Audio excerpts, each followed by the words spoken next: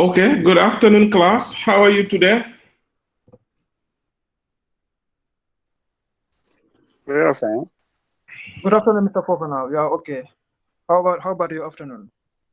Yeah, I'm good. I'm good. I hope you are not in PTA today also. Dumbuya? No, I'm sitting in my house. I'm about to have lunch, but today I'm fully ready. I hope your lunch will not interrupt. And you talk about lunch. For us, we are already, we are in the office. So you're giving us appetite, huh? Yeah, no. Afternoon, Mr. Fofana. How are you doing? I'm fine, thanks. I'm fine, thanks. Mr. Hydra, how are you doing? Alhamdulillah, Alhamdulillah. Good to get you back again. Thank you, thank you, thank you. I think today we don't have to wait for much. We have to start. I have 11 people, but we'll start because I don't want us to go beyond 5. It won't be fair to those who are having class at 5. Okay, so we're going to start. Right, so last week we were looking at cost and management accounting new developments. We're going to continue on the same broad topic, but today we'll look at a different topic.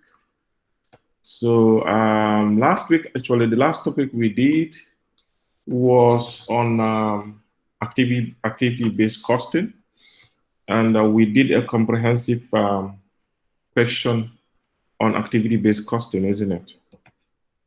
Okay, and I've asked you to do the next question as an assignment. I hope you have done it.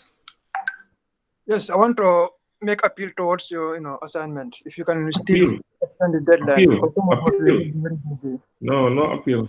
Dumbia, no appeal. You have 7 good days. 7 good days. Okay, Yes, you I know had, that, but throughout Yeah, the week, Mr. I'm Fofana. engaged. yes. Even on Sunday, I was in school for tutorial. Okay.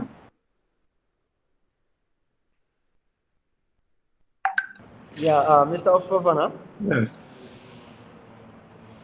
Yeah, me too. I'm having, some difficulties with my laptop since last week. Not a, I solved the question on a paper, but then on the Google Sheet, I completed halfway, then my computer bringing the same problem. So right now, I even came to the ICT here. Sorry, the yeah. What I'm saying is you have 7 days to do this. If your laptop has a IT problem, office for Mr. Davo, the genius, to help me out. And then I yes. went What to I'm credit. saying is if your laptop is having issues, you should go to a friend or a relative or a computer center somewhere. So my laptop having a problem is not a very good excuse. Okay, so please, this is the last time. Next time, if I give assignment to you people, if you don't do it on the deadline, I'm gonna close it off, and you'll be marked down, for that. So I'll give you up to end of tomorrow. Tomorrow, Saturday, midnight. If you don't submit before that time, don't waste your time. If you submit anytime after, all this is time stamped, so I know exactly the date and time you submit. So please, I give you up to midnight tomorrow, Saturday. So it's like Sunday morning. Tomorrow night, Saturday, 12 o'clock. Okay. Yeah, So, sir, so sorry, please. honestly, that's not a very good excuse actually. But since Monday, I was, bringing it to this IT sections. They are telling me different. Okay. Anyway, it's okay. I've given you up to tomorrow. So everybody, up to tomorrow, if you have not submitted. And next time, I'm not gonna extend the deadline, please. Okay. This is for your benefit, and you cannot do it manually. It has to be done on Google Sheet, on Google Spreadsheet. Period. Because I want to solidify your experience with this. Mr. Fofana. Yes, sir. Mama. Good afternoon. Afternoon. How are you doing? I don't mind, but I share it only with you then. Yeah, of course. I want you to share it only with me. Yes. Okay, I think that's not a problem. Yes. Yeah, it's not a problem. But it's nice. It's nice. It's very nice. Thank you. It's 15 hours. You enjoyed it, yeah? Yeah, I really enjoy it. Yes, man. Exactly. It's highly beneficial, and the good thing about it is there is nothing difficult in it. It make my job easy. Very good. Very good. Very good. So that is it. Just keep practicing it. Just keep practicing it. You know, you will. Who knows? You can even know a lot of more things than even me. So the guy who is the best at it is the one who practices it frequently. Okay. So just do that. And to be honest, you cannot escape this. No way. Unless you want to go into another career. But even if you go into any other career, the moment you rose through the ranks, even up to manager level, you need to present reports. And in presenting those reports, no matter what portfolio you hold, you must deal with numbers. Financial numbers or any other number. Even our bank reconciliation, all stuff like that, we did it through this Excel, and I also explained it to my boss so that we use Express so that it will be more faster. Exactly, Mama. And if you need further training and to develop more templates, I can help. Yeah, okay. Because we a specialized one. Yeah, I'm not marketing, but I'm not saying that. Because here we reconcile many banks, so I'm the one who doing that. So definitely, yeah, exactly. You can share it with your boss. You can be doing your bank recs in your boss on Google Sheet. Share with your boss at the same time. He'll be reviewing where possible. And even the last time, what you told me about the stores, the Excel sheet that we are doing, and if you open it, the other guy cannot have access. I even explain to my boss. Then we are trying on it to develop it. Good. So that is it. So don't forget, in case you need more training, yeah. Okay, no problem. Okay. Okay, guys, don't think I'm marketing. Okay, I'm just actually I want us to change. As Gambians, because what we fail to understand is we need to compete with the world. Okay, you can be a very, very good accountant in the Gambia. You have your good qualifications, and nobody can challenge you when it comes to the accounting stuff. But I promise you, if your Excel skills is not good, try outside of this country, especially in the West. You cannot fit, no matter how qualified you are. I've gone through it. I know what it means. When I used to work at Vodafone in the UK, I had got my ACCA at that time. I had got a master's degree at the time. But my Excel skill was not good at all. You understand? So I found it difficult before I can adjust myself. Found it really difficult. Okay, because I'm working with people who are gurus in Excel, especially these, Asians and so on. They are very, very, very good with IT. Okay, so please try and ensure that you practice more. That's why I'm doing all this. I want to help you. I can just come, bam, do assignment. I can even do it in Word. I write it on paper and paste, just like other lecturers are doing. Forget, you go, you learn your whatever, and you go. No, I'm not going to do that. If I do that, my consent will not be clear. I have the skills, I'm practicing, I know how to do it. Why can't I share with you as my brothers and sisters? Okay, so that's why I'm doing all this. So if I give you assignment, you should also help me by doing your assignment on time. Please, that's really important. I'm not doing it for my sake, but for your sake. I want to prepare you to be good accountants in the future. Accountants who can compete anywhere in the world. That's my mission. That's my aim. So help me to do that, please. Okay, so we will continue. So like I said, last week we were looking at ABC, activity-based costing. Prior to that, we looked at absorption costing. Okay, and the question we did last week was a standard question, that contains both absorption costing and ABC. So if you're going to expect questions in the exam, in this area, it will be something like that. They will mix the topics, okay? So it's really important to know how to do those questions. The one we did in class and then the one that was given as an assignment. In fact, the one we did in class is more difficult. Okay, but make sure you know not only the accounting aspect of it, but the spreadsheet aspect of it as well. Yeah. So please make sure you do it and submit your assignment latest tomorrow. Okay.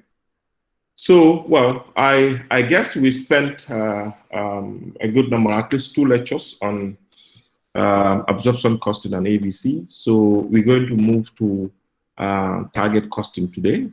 It's also under the broad topic, cost and management accounting, new developments.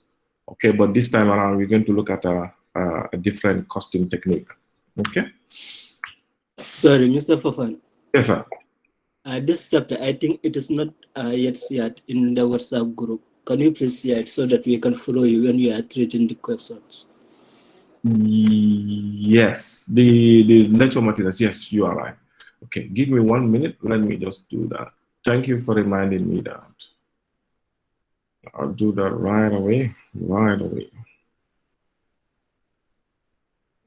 Good. Right. GG. Just 3.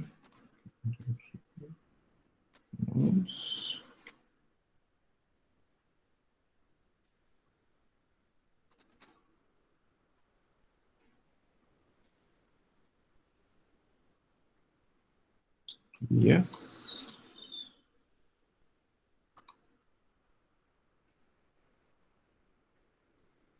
Okay.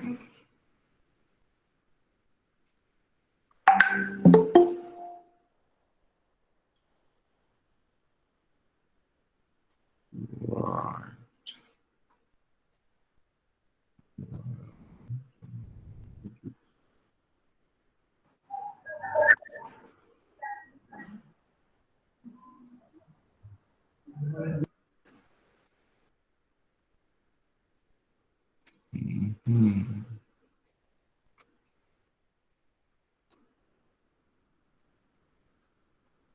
Just give me a minute.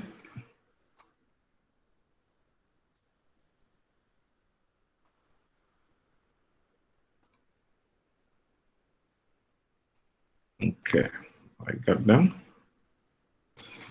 Okay, so just submit. Right.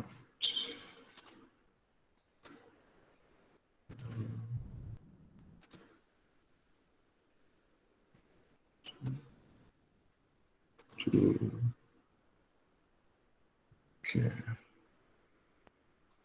So we have 2, 3. I think someone is interjecting by sharing his screen. Sorry? I said I think someone is interjecting by sharing his or her screen. Okay, I'll look at that. Just 1 second. I'll look at that. Maybe the person wants to take over from me.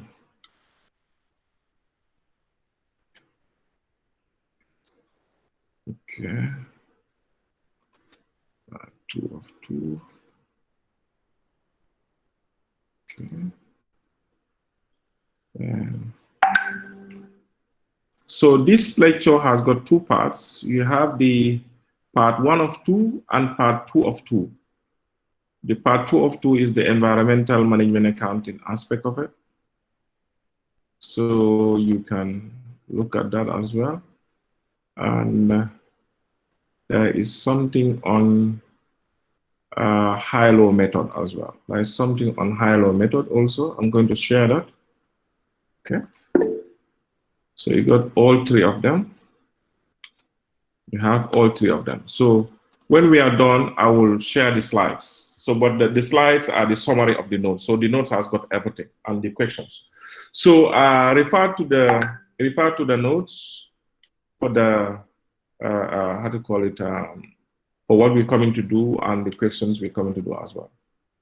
Okay. You mean you are not seeing my screen? My screen says presentation outline. Are you seeing it, class? No, I'm not seeing your screen. No. You are not seeing it? From my end, I'm not seeing anything except your.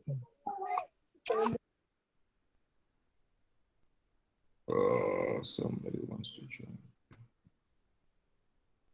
You are not seeing my screen, yeah? So, I'm seeing. Okay, now I'm seeing. you are seeing now? Yeah. Okay, yeah. We are seeing it now. Okay, good. So we're going to look at a new topic. Can you mute your mic when you are not talking? Can you mute your mic, please? Okay, we have limited time, so we need to maximize it, yeah? Right, so we're going to look at a costing technique called target costing, okay, in this set of lectures. We're going to look at life cycle costing as well, and we will look at value engineering. Then the next set of lectures will be on EMA, environmental management accounting. Okay, so these are interesting topics we're going to look at. Okay, so what is target costing, class? I'm sure you must have heard this term, target costing, target costing. What is target costing?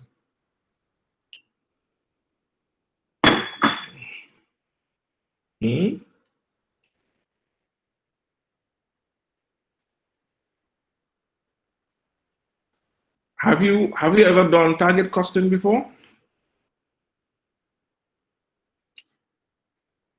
Or if you have never done it before, have you heard the term target costing before? I'm familiar with the term, but I cannot recall whether I did it earlier or not. Okay. Okay, right. Okay, so we'll go to the slides, but in summary, I want to describe to you what target costing is. Like I said, we've looked at absorption costing, we've looked at activity-based costing. Okay, these are costing techniques, and we know the difference between the absorption costing and the ABC is mainly the treatment of the overheads. Okay, the absorption costing technique treats overheads with either a single or a few overhead absorption rates, which is arbitrary, is kind of baseless. When we looked at activity-based costing, we've seen that overheads are absorbed into various products or departments or services based on the products or services demand for the activities. Okay, we've seen how that works. Okay, so these are two useful costing techniques, but the only problem they have is they don't usually put into consideration what prevails in the market. One of the benefits of costing, like we've seen before, is for pricing decision making. Okay, one of the most important functions of costing is for pricing decision making. Why do you want to know your cost? Why do you want to know your prime cost? Why do you want to know your overheads? Because you want to find your total cost of the products so that you can be able to determine the selling price of those products or services. Okay? But when you use these two techniques, that's the absorption costing and ABC, it does not consider what prices are being offered by competitors in the market. Okay? So what that means is if your absorption costing gives you a total cost of, let's say, product A as $30. Okay, total cost per unit of product A as $30. Okay, so you will say, okay, fine, product A is going to cost me overall $30 each to produce. Now, what do?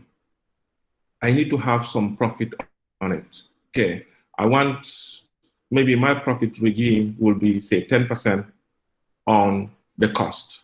Okay, so the 10% on the $30 will be $3. So I have to add $3 to my total cost of $30, and I will sell my products for $33. Fine, there's no problem with it. You want to make profit, but you don't know whether if you price your products according to that $33, whether you're not overpricing your products compared to your competitors or not. You don't know that because you don't know what prevails in the market. Even if you know what prevails in the market, your costing technique does not factor that. Do you understand my point? So they are good techniques, fine, but they are not, they're not cognizant of what prevails in the market. So to avoid, those issues, management accountants came up with another costing technique called target costing. Okay, so what target costing does is it does its costing from backwards. So instead of calculating your cost, your prime cost, your overhead cost, and adding a profit on top of it, target costing said, no, I'm not going to do that. First, before I make my product or before I provide my services, what I'm going to do is I have to find out what is the market price, what's the market selling price for similar products that I'm coming to produce. Okay, so in target costing, the first thing you do is you do your market research so that you can have, various prices for the products. Let's say your product A, the example we're given, we want to sell it for 33. Maybe in the market, competitors are selling it for $25. Okay? If competitors are selling for $25 and my product doesn't have any specialty in it, you think they're going to buy my product? I'm selling it for $33, whilst same product, let's say soap, same donkey soap, I want to sell it at $33 when it's being sold in the market at $25. Are people going to buy my product?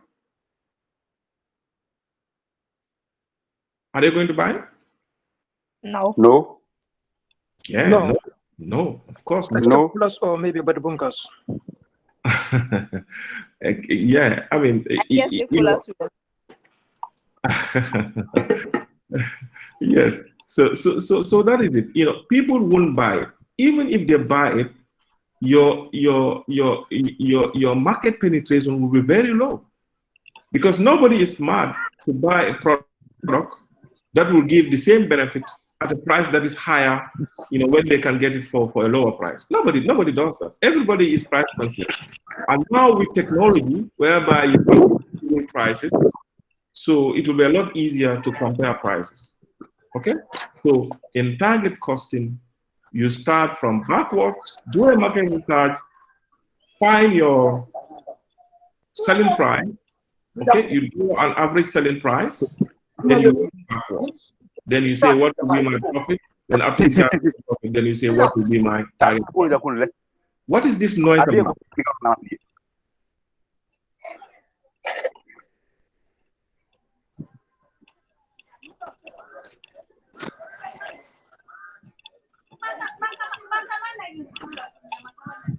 Please mute. Yeah, I muted him. I muted him. I forced mute him. Okay, fine. I mean, it's not good. Like I said, please mute your mic when I'm lecturing. Mute your mic, please, because you disturb us, man. Okay? You distract us and you take us back. Please mute your mic. If you don't mute your mic, I'll force mute you, and if it persists, I'll just kick you out of the class. Please. We're all mature. That noise was very sharp from Amadou Jane. I don't even know whether he's aware of it. Okay, so please. Okay, so what I was saying is very, very important. Listen to this. This is practical. So some of you have learned target costing, but because it was not explained to you like this, you will never remember it. Okay, because you wrote learn it. I'm trying to explain it to you from practical, application, from its real life situation. So just listen to it. It's really, really important for you. If you don't come across it at work, you'll come across it in real life, because at some point everybody will be involved in, even if it's going to be a small business. Okay, so to summarize, the difference between target costing and traditional costing techniques is target costing recognizes current market prices. Okay, so that if you use target costing in your pricing decision making, you won't have any issues with sales. Okay, so your productivity will be high, your revenue will be high, and as such, your profitability is going to be high. Why? Because you are making products that you already know how you're going to sell those products. Okay, so it's really, really important. So let's go and see how it's going to be. So in this, of course, we had a recap on ABC. Okay, there is a small video on target costing. We can look at it together. Need for target costing, definition of target costing steps. We're going to look at questions 1 and 2, and there's an exam type question. Okay, value engineering, we're going to look at it. How do we close gap? By using value engineering.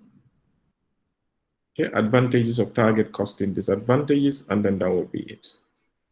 Okay, so let's watch the video now.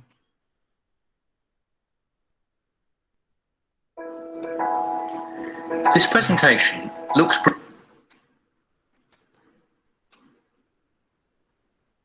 Just 1 second, let me stop this.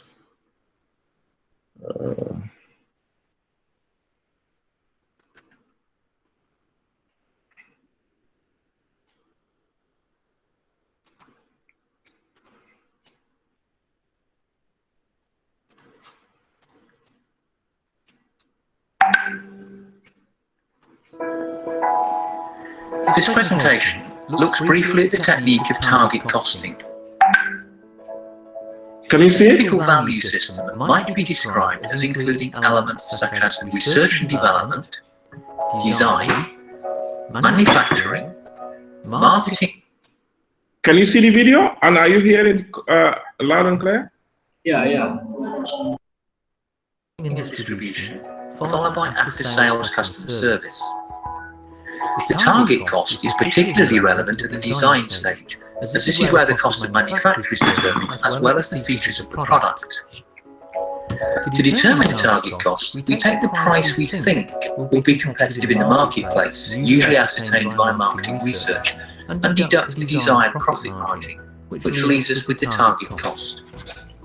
If we can't get the cost down to this level, then it could be argued that it isn't a viable product offering. It is suggested that lowering the cost of design without losing the functionality of the product can be a motivating factor for employees. If we were to look at this as a step-by-step process, the first thing we could do is determine the market price. And this is usually done by marketing research, or it could be, if we're entering a market that exists, we take the main competitor's price as the proxy price to begin with. We then need to determine the desired profit for this particular product. And deducting that from the price would obviously give us the calculated target cost. We can then use techniques such as value engineering to identify ways to reduce the product cost. Also using Kaizen costing and other techniques to see whether we can get the cost down to the target cost.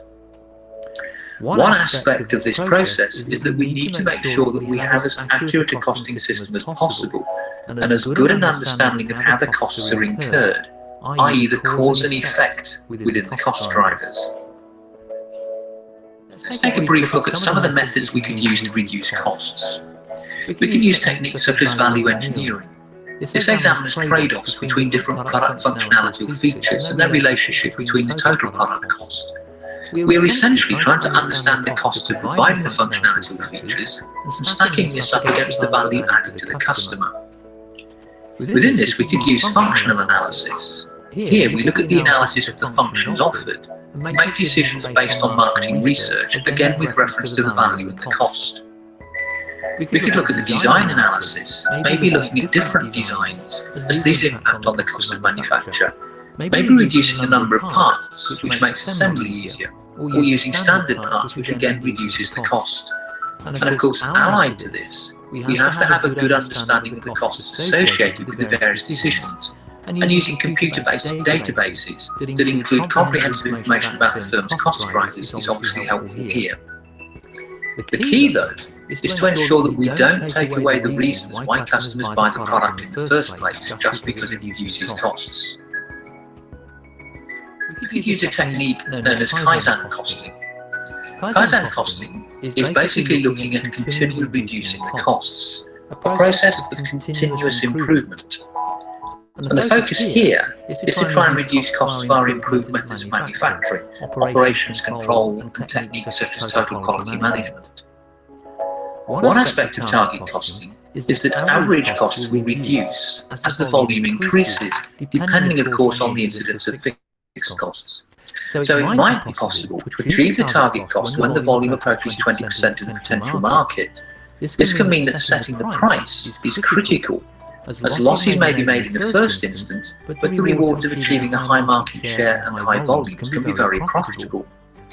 And this, of course, emphasises the importance of working very closely with the marketing team, as estimating demand can be critical in setting the pricing. So target costing is achieved through teamwork, right the way through the whole process, not just by one department. So target costing is a team effort. Looking at competitive products can also be important, particularly if there are existing products in the market. And looking at how our competitive products are made is just as important as estimating the total cost of manufacturing and product costs. Value engineering and the design team we've seen can play a key role, as does customer feedback and building that into the design. Redesigning production and what and how support services are provided can also be significant. And of course, not forgetting the marketing, distribution and after-sales service aspects, as these all have an impact on costs. The key thing to remember is that the cost can be saved throughout the whole value system, including working with external suppliers. And the ultimate aim is to hit the target cost. This video is part of a series of short videos. Okay, so how do you see the video? What is the video talking about? Quickly, we have to move. I really like to show videos, relevant videos in my lectures as much as possible, because they say pictures, of course, and videos speak thousands of words. So some people are good at understanding pictures and videos, quicker than text. Okay, so it's also another good method of learning. Yeah. Okay, so what do you think the video is saying about target costing? From my understanding, the video is trying to explain, in determining target costing, you put into consideration the major factors or the major players, like, competitors, customers. Good. And so, yeah, etc. Yeah. Good. That's a good understanding. Anybody else? Anybody else?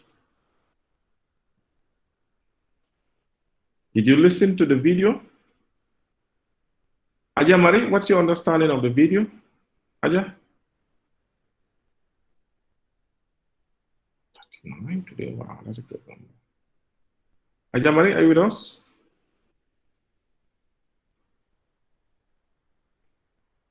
Yeah, who can volunteer? Let me have 1 or 2 people, then we move.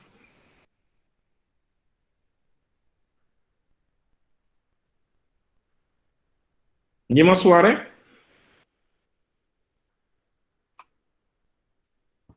And also in target costing, you need to eliminate unnecessary, adjustments to the product. You just maintain the standard, parts or something like that. Okay. Yes. I think it's also talking about reason customers buy a particular product. Okay, so since people don't want to talk, actually this is it's a short video, obviously, that explains target costing. Of course, an overview of target costing. So what it is saying, of course, we're going to see it on our slides. Just like I explained, target costing is a holistic approach and is usually done at the design stage of the product. Okay, so if you want to produce a particular product, you have to design it. So it is at this stage that you have to employ target costing. You don't wait until the product is produced. That won't be target costing. So target costing is a management tool that is really, really important for planning. Okay, for planning. So the video showed you the various steps that you need to go through. First, the most important one is to do a market research to determine the target selling price of your product. And by working backwards, you will be able to determine your target price. Okay, so let's go through the slides. So, need for target costing, I've explained this. Of course, pricing in traditional costing systems, the way we calculate our unit cost, we add profit margin to arrive at our selling price. Of course, like I said, the problem is this method does not consider what prevails in the market. It only, looks inwards, meaning these are my costs, and I have to add this profit there to, push my products to the market. But whether your products are going to be highly demanded, you have no idea. Okay, so the best way is to use the traditional costing alongside target costing. Okay, so of course we've looked at target costing. This is the way CIMA defined it: a product cost estimate derived from a competitive market price. Okay, so that itself tells you that you have to look at a lot of things before you arrive at your target cost. Okay, so it's a very, very, very important technique which is employed at the design stage of the products and services so that you don't get it wrong. Okay, so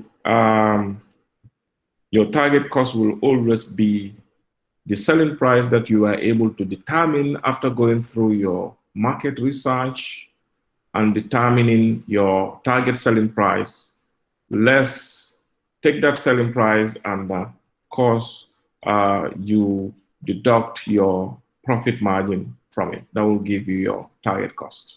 Okay, so the steps that we follow, of course, first is to determine our possible selling price. We've spoken about it by doing a market research. 2, we have to establish a required profit margin. This is usually done by management. Management usually designs this. Every organization will say, okay, if we make products or if we make services, this will be the top up in terms of profit. 5%, 10%, some people can even go 50%, just like the retailers. Okay, the retailers can buy one product for $50, and when they are selling it, sometimes they can even sell it for more than $100. Okay, so it depends on your profit regime. What sort of strategy have you got in place in your organization as to the way you arrive at your profit?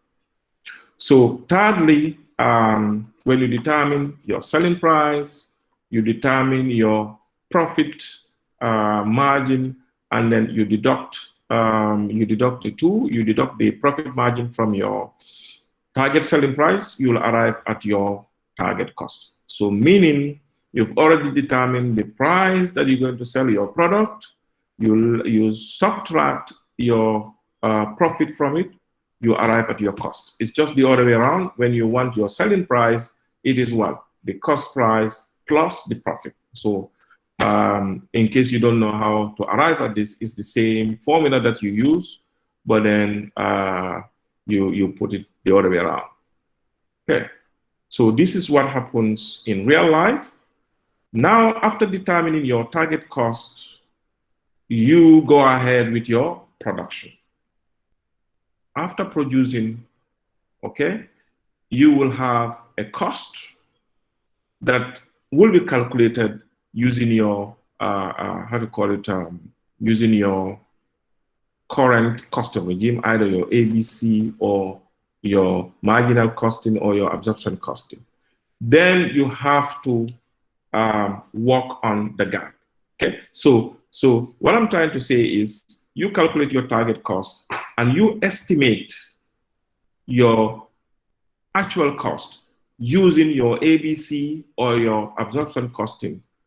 Then there will be a cost gap. There will be a difference between your target cost and your calculated cost. So usually your calculated cost using your current costing method will be higher than the target cost. Okay, so now you should work on how do you reduce the gap. For example, if your target cost happens to be $45 per unit, your target cost happens to be $45 per unit, and you calculate your cost based on the ABC method, it happened to be $50. So using your current techniques, your cost will be $50 per unit, and you are targeting to produce each of those products $45 per unit. So that $5, you have to work on it so that you can reduce that to arrive at your $45 selling price. How do you do that? We use a technique called value engineering, as we have seen on the video. Value engineering, the word looks big, but it does not mean anything except to find techniques of reducing cost to arrive at your target cost. For example, you look at all the processes, all the factors you put into consideration in your production, your material factor, your labor, your your capital, and so on. So you need to put all of them, the steps, the machines that you produce, you look at each of them, and then you find out how should I reduce this cost to arrive at my target cost, each and every one of them, one by one. But the key is you must not compromise with the reasons why customers buy the product. And what is that reason? What is the reason why customers buy your product?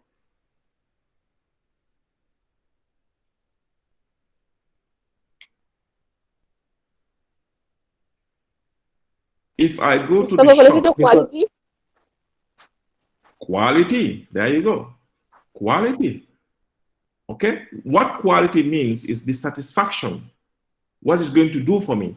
If I go to a supermarket and buy water, why do I buy water? One, I want to quench my thirst with something that is cold, with something that is clean, you understand?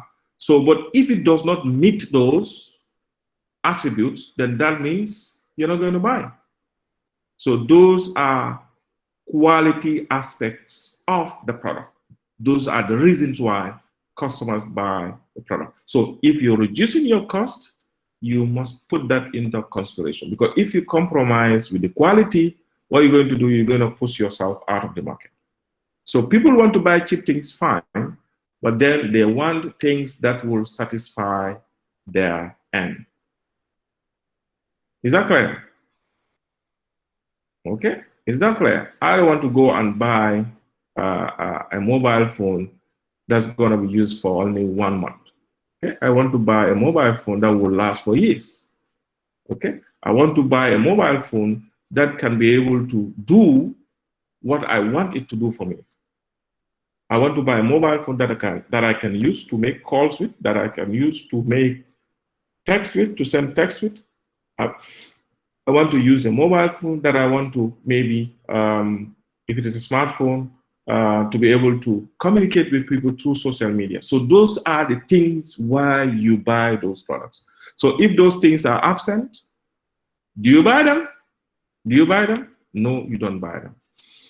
Okay, so let's look at this short question, and we will look at the another a bit more complicated. Before we do that, we'll look at value engineering. So actually, let's look at this without doing any much calculation. It says that CMC Limited is a car manufacturing company, wants to calculate a target cost for a new car. The price will be set at £20,000. CMC Limited requires a 10% profit margin. You are required to calculate the target cost. Okay, simple. What is the price we've arrived at after doing our market research? 20,000. We want to sell it for 20,000 per unit because we've done our market research. Some of our competitors are selling it for 21,000. Some are selling it for 19,000. Some are selling it for 23,000. Some are selling it for 17,000. So I want to use an average. So maybe I calculate an average. My average will be 20,000. So I will say, okay, fine. I don't want to sell my car at a low price. I don't want to sell it at a more expensive price. I want to, sell it at an average price. Average mean what prevails in the market, an average price of what prevails in the market. Okay. So if I want to sell it at 20,000, but I require a 10% profit margin, that will be 10% on the selling price, what will be my target cost? Without doing any calculation. What is 10% of 20,000? What is 10% of 20,000? 2,000. 10% of 20,000 is 2,000. And what is that 2,000?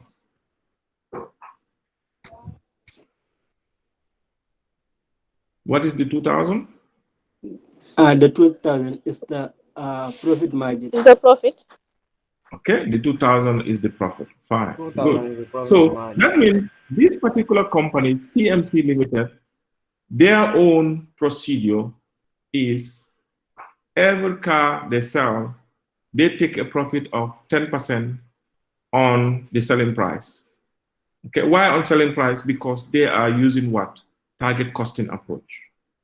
Okay, so they will first determine their market price, market selling price, after doing a market research, and then say, okay, this selling price, we're going to take 10% of that. So if you take 10% of this, so what will be your cost price? Your selling price is 20,000, and it's going to cost you, and your profit will be 2,000. So what will be your target cost? The difference between the two will be your cost. Okay, and what is that difference? 18,000. 18,000, correct. So it's just like when we are determining our selling price, we say our selling price is equals to what? Our total cost plus the profit. Okay, so if we want to find our total cost, it is of course the selling price minus the profit.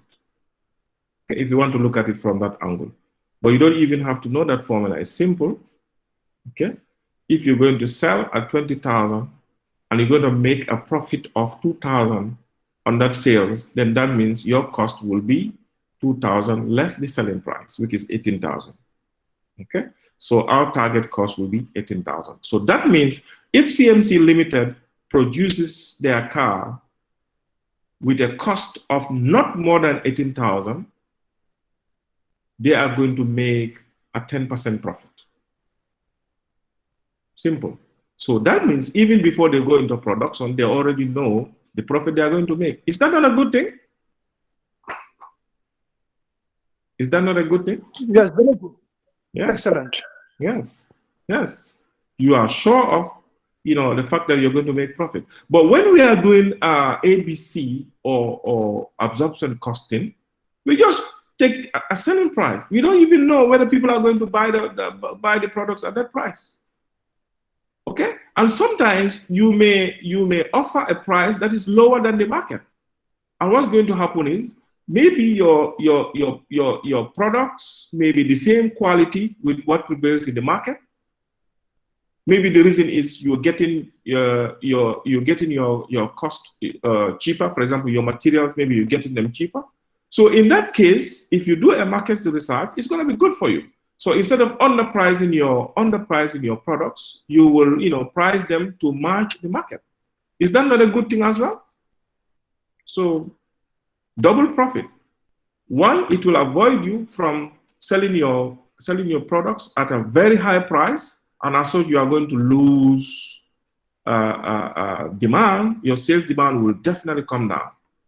I'm sure you have all done some economics. There is what we call price elasticity of demand, isn't it? I've not done much economics, but at least I know that.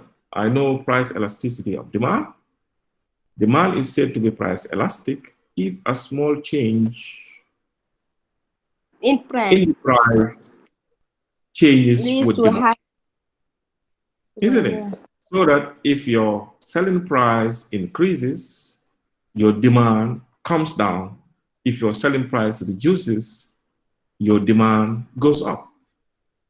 And if your sales demand is high, that's when your profitability can be high. You can make a product, you can sell a product for, let's say, 20,000 in this case, and then maybe only 10 will be bought for you. But if you make it, say, 15,000, you can make 100. Can you compare the two? You're going to make more profit in this one than the previous one, isn't it? Okay? So do that yourself. The target cost will be 18,000. So let's move to value engineering, and then we can do the second example. Sorry, Mr. Bhavan. Yes, sir. Before we move, like Mo said, the average market selling price is 20,000. Sorry, can you say that again?